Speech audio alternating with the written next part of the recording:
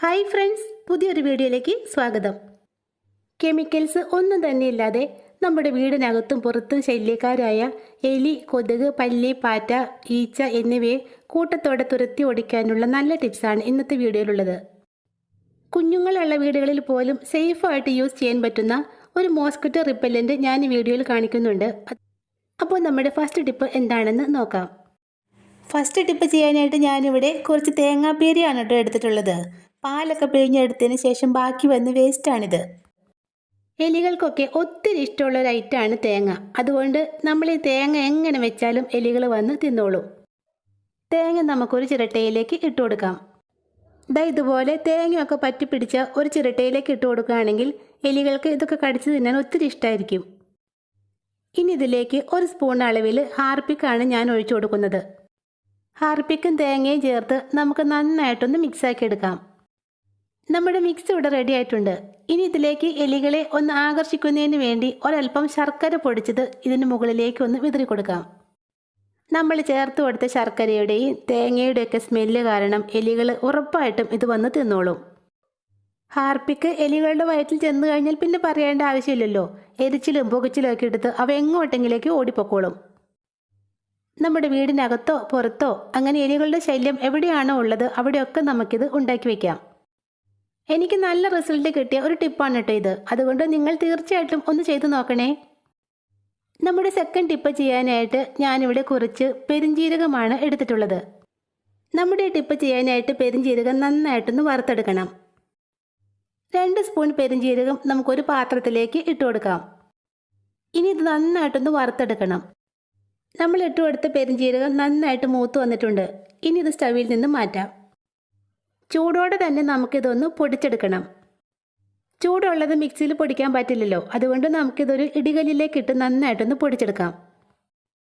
ആ വറുത്തെടുത്ത ചൂടോടെ തന്നെ പൊടിച്ചതുകൊണ്ട് പെരിഞ്ജീരകം നന്നായിട്ട് തന്നെ പൊടിഞ്ഞു കിട്ടിയിട്ടുണ്ട്. ഇനി ഇതിലേക്ക് ഒരൈറ്റം കൂടി ചേർത്ത് കൊടുക്കണം. 2 അല്ലി വെളുത്തുള്ളി തോലൊക്കെ കളഞ്ഞ് നമുക്കിതിലേക്ക് ഇട്ട് നന്നായിട്ടൊന്ന് അരച്ചെടുക്കാം. വെളുത്തുള്ളിയും പെരിഞ്ജീരകവും ചേർത്ത് നന്നായിട്ട് അരച്ചെടുത്തിട്ടുണ്ട്. ഇനി ഈ ഒരു മിക്സ് വെച്ചിട്ടാണ് നമ്മുടെ ടിപ്സൊക്കെ ചെയ്യുന്നത്. ഇത് അരച്ചെടുത്തപ്പോൾ തന്നെ നല്ലൊരു സ്മെല്ലാണ് കേട്ടോ ഇവിടെ നിറയെ. ഈച്ചയ്ക്കും പൊടിയീച്ചയ്ക്കും കൊതുകിനും ഒന്നും ഒട്ടും ഇഷ്ടമല്ലാത്ത ഒരു സ്മെല്ല്. പെരിഞ്ജീരകം വെളുത്തുള്ളി മിക്സിൽ നിന്നും 1 സ്പൂൺ മിക്സ് എടുത്ത് നമുക്കൊരു പാത്രത്തിലേക്ക് ഇട്ട് കൊടുക്കാം. ഇനി ഇതിലേക്ക് 1 ഗ്ലാസ് നല്ല തിളച്ച വെള്ളം ചേർത്ത് കൊടുക്കണം. പിന്നെ നമ്മുടെ മിക്സിലേക്ക് പച്ചവെള്ളം ഒഴിക്കുകയോ ഇത് വെള്ളത്തിലിട്ട് തിളപ്പിക്കുകയോ ചെയ്യരുത്. അങ്ങനെയൊക്കെ ചെയ്താൽ ഇതിൻ്റെ ഗുണം കുറയും. 1 സ്പൂൺ കൊണ്ട് ഇത് നന്നായിട്ടൊന്ന് ഇളക്കി കൊടുക്കാം. ഇനി ഇത് തണുത്തതിന് ശേഷം നമുക്കിതിലേക്ക് ഒരൈറ്റം കൂടി ചേർത്ത് കൊടുക്കണം. അതിനായിട്ട് ഇതൊന്ന് അടച്ച് മാറ്റി വയ്ക്കാം. അടച്ചു വയ്ക്കാൻ ശ്രദ്ധിക്കണേ, അല്ലെങ്കിൽ പെരിഞ്ജീരകത്തിൻ്റെ ഫ്ലേവറൊക്കെ നഷ്ടപ്പെടും. കുറച്ച് സമയത്തിന് ശേഷം നമ്മുടെ മിക്സ് ഇവിടെ തണുത്ത് വന്നിട്ടുണ്ട്. ഇനി ഇതിലേക്ക് ഒരൽപ്പം ഡെറ്റോളാണ് ചേർത്ത് കൊടുക്കുന്നത്. 1/2 മൂടി ഡെറ്റോൾ നമുക്ക് ഈ വെള്ളത്തിലേക്ക് ചേർത്ത് കൊടുക്കാം. 2 സ്പൂൺ വിനാഗിരി കൂടി ചേർത്ത് നമുക്കിത് നന്നായിട്ടൊന്ന് ഇളക്കി മിക്സാക്കി എടുക്കാം. നമ്മുടെ പെരിഞ്ജീരകത്തിൻ്റെ സ്മെല്ല് പെട്ടെന്ന് അങ്ങ് പോകാതിരിക്കാൻ വേണ്ടിയാണ് വിനാഗിരി ചേർത്ത് കൊടുക്കുന്നത്. വിനാഗിരി നല്ലൊരു ഫ്ലേവർ ലോക്കാണ്. ഇനി ഇതെല്ലാം കൂടി നന്നായിട്ടൊന്ന് ഇളക്കി മിക്സാക്കി എടുക്കാം. കൊതുക്, പല്ലി, പാറ്റ, ഈച്ച എന്നിവയെ തുരത്തി ഓടിക്കാനുള്ള നല്ലൊരു മരുന്നാണ് നമ്മളിവിടെ റെഡിയാക്കിയിട്ടുള്ളത്. ഇനി ഇതൊരു സ്പ്രേ ബോട്ടിലേക്ക് അരിച്ചൊഴിക്കാം. സന്ധ്യാസമയത്താണല്ലോ കൊതുകിൻ്റെ ശല്യം കൂടുതലായിട്ടുള്ളത്. അപ്പോൾ ആ സമയത്ത് നമുക്കിത് വീടിനകത്ത് മുഴുവനും സ്പ്രേ ചെയ്ത് കൊടുക്കാം. കർട്ടൻ്റെ പിറകിലും കട്ടിലിനടിയിലും മേശയ്ക്കടിയിലും ഒക്കെയാണ് കൊതുകുകൾ കൂട്ടത്തോടെ ഒളിച്ചിരിക്കുന്നത്. അവിടെയൊക്കെ ഇത് സ്പ്രേ ചെയ്യണം. ഇതുപോലൊരു ബോട്ടിലിലേക്ക് ഒഴിച്ചതിന് ശേഷം നമുക്കിതുകൊണ്ട് കിച്ചൺ കൗണ്ടർ ടോപ്പും സ്റ്റൗ ടോപ്പും ഒക്കെ നന്നായിട്ടൊന്ന് ക്ലീൻ ചെയ്തെടുക്കാം. പെരിഞ്ജീരകത്തിൻ്റെയും വെളുത്തുള്ളിയുടെയും ഡെറ്റോളിൻ്റെയും ഒക്കെ സ്മെല്ലുള്ളത് കൊണ്ട് പല്ലിയും പാറ്റയും ഈച്ചയും കൊതുകും ഒന്നും നമ്മുടെ വീടിൻ്റെ പരിസരത്തേക്ക് പോലും അടുക്കില്ല. പല്ലിയും പാറ്റയും പഴുതാരയും ഒക്കെ നമ്മുടെ വീടിനകത്തേക്ക് പ്രവേശിക്കുന്ന മെയിൻ വഴിയാണ് കിച്ചൺ സിങ്ക്. രാത്രിയിൽ അടുക്കള ജോലി എല്ലാം തീർന്നതിന് ശേഷം നമ്മുടെ കിച്ചൺ സിങ്കിലേക്കും ഇതൊരൽപ്പം ഒഴിച്ചു കൊടുക്കാം.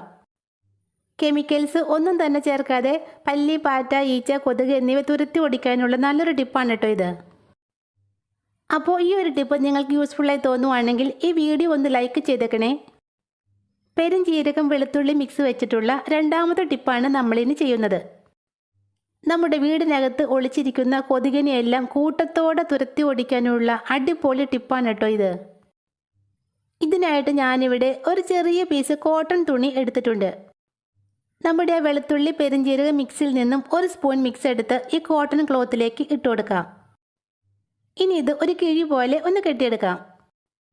ഒരു നൂല് വെച്ച് ഇതൊന്ന് കിഴിയാക്കി കെട്ടിയതിന് ശേഷം നമുക്കിതിൻ്റെ സൈഡിലുള്ള ആ തുണിയൊക്കെ ഒന്ന് മുറിച്ച് കളയാം. പിന്നെ ഒരൊറ്റ തവണ ചെയ്തപ്പോഴേക്കും നല്ല റിസൾട്ട് കിട്ടിയ ഒരു ടിപ്പാണ് കേട്ടോ ഇത്. അത്രയ്ക്ക് വിശ്വാസമുള്ളത് കൊണ്ടാണ് ഈ ടിപ്പ് നിങ്ങൾക്കായിട്ട് ഷെയർ ചെയ്യാമെന്ന് ഞാൻ വിചാരിച്ചത്. പെരിഞ്ജീരകം വെളുത്തുള്ളി മിക്സ് ഇട്ട് നമ്മുടെ കിഴി ഇവിടെ റെഡിയാക്കി എടുത്തിട്ടുണ്ട്. ഇനി ഒരു ചെറിയ ബൗളിലേക്ക് ഒരൽപ്പം എണ്ണയോ വെളിച്ചെണ്ണയോ ഒഴിച്ചു കൊടുക്കാം. ഞാനിവിടെ വെളിച്ചെണ്ണയാണ് കേട്ടോ എടുക്കുന്നത്. നമ്മുടെ ആ പെരിഞ്ജീരകം വെളുത്തുള്ളി മിക്സിൽ നിന്നും ഒരൽപ്പം മിക്സ് എടുത്ത് ഈ വെളിച്ചെണ്ണയിലേക്ക് ഇട്ട് നന്നായിട്ടൊന്ന് ഇളക്കിയെടുക്കാം.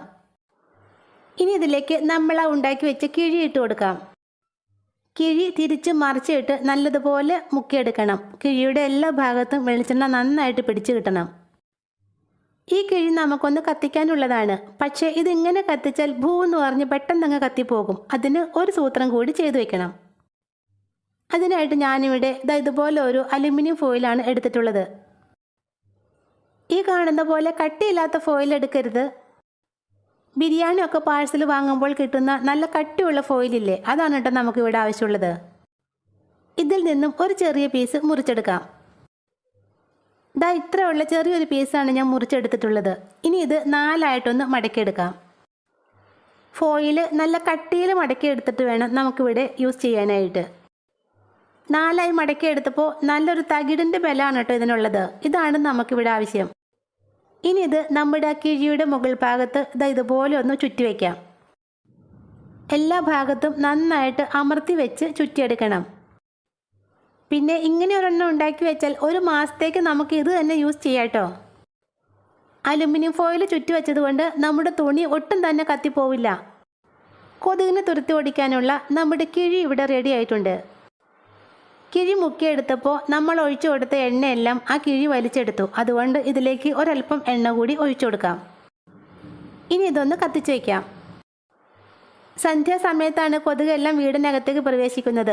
അപ്പോൾ ആ സമയത്ത് ഇതൊന്ന് കത്തിച്ചു വെച്ചാൽ മതി. നമ്മുടെ വീടിനകത്തേക്ക് ഒരൊറ്റ കൊതുക് പോലും വരില്ല. വെളുത്തുള്ളിയും പെരിഞ്ജീരകവും ഒക്കെ വെളിച്ചെണ്ണയിൽ കത്തുമ്പോൾ നല്ലൊരു സ്മെല്ലാണ് കേട്ടോ ഇവിടെ നിറയെ. ഈ സ്മെല്ലാണ് കൊതുകിനെ തുരത്തി ഓടിക്കാൻ സഹായിക്കുന്നത്.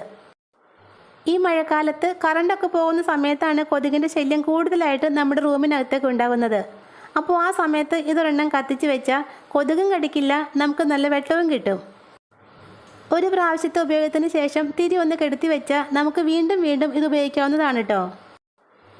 കരിയോ പുകയോ ഒന്നുമില്ലാത്തത് കൊണ്ട് ശ്വാസകോശ രോഗികളും കുഞ്ഞുങ്ങളുള്ള വീടുകളിലൊക്കെ നമുക്ക് ധൈര്യമായിട്ട് ഉപയോഗിക്കാൻ പറ്റുന്ന ഒരു മോസ്കിറ്റോ റിപ്പല്ലൻ്റാണിത്. അപ്പോൾ ഇന്നത്തെ ടിപ്സിൽ ഏതെങ്കിലും ഒന്ന് നിങ്ങൾക്ക് യൂസ്ഫുള്ളായി തോന്നുവാണെങ്കിൽ ഇതുവരെ ചാനൽ സബ്സ്ക്രൈബ് ചെയ്യാത്ത ആരെങ്കിലും കാണുന്നുണ്ടെങ്കിൽ ഒന്ന് സബ്സ്ക്രൈബ് ചെയ്തേക്കണേ. താങ്ക്